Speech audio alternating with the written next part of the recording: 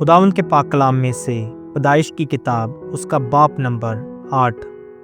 फिर खुदा ने नूह को और कुल जानदारों को और कुल छुपाओं को जो उसके साथ कश्ती में थे याद किया, और खुदा ने जमीन पर एक हवा चलाई और पानी रुक गया, और समंदर के सोते और आसमान के दरीचे बंद किए गए, और आसमान से जो बारिश हो रही थी थम गई, और पानी जमीन पर से घटते घटते 150 दिन के बाद कम हुआ।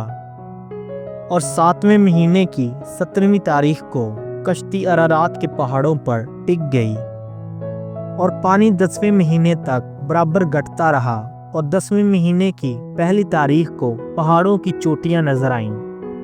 और 40 दिन के बाद यूं हुआ कि नूह ने कश्ती की खिड़की जो उसने बनाई थी खोली, और उसने एक कौवे को उड़ा दिया, सो वो निकला, और जब तक कि जमीन पर से पानी सूख ना गया इधर उधर फिरता रहा।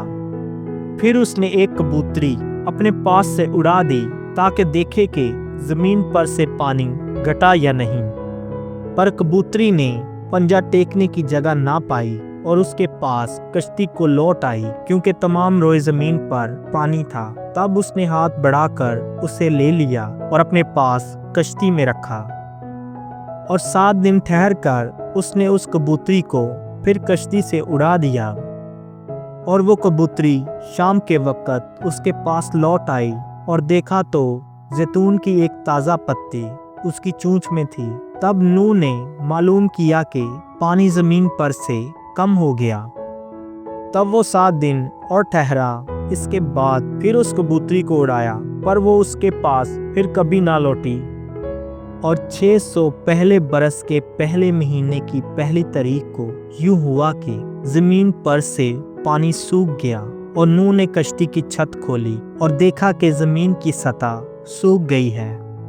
और दूसरे महीने की 27वीं तारीख को जमीन बिल्कुल सूख गई।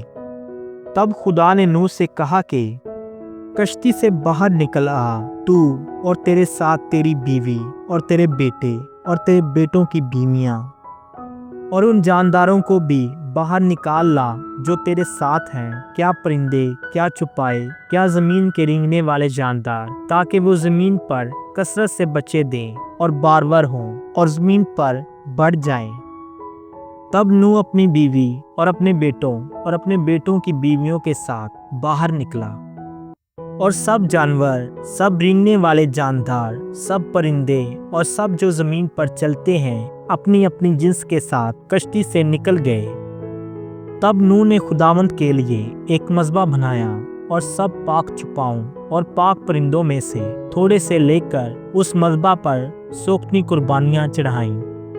और खुदावंद ने उनकी राहत अंगेज खुशबू ली, और खुदावंद ने अपने दिल में कहा कि इंसान के सबब से मैं फिर कभी जमीन पर लानत नहीं भेजूंगा, क्योंकि इंसान के दिल का ख्याल लड़कपन से बुरा है, और ना फिर सब जानदारों को जैसा अब किया है मारूंगा।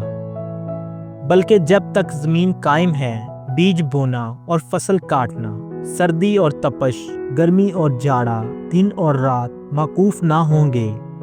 खुदावंद के पाक कलाम के वसीला से हम सब पर खुदावंद की बरकत हो, खुदावंद का शुक्र हो। आमीन।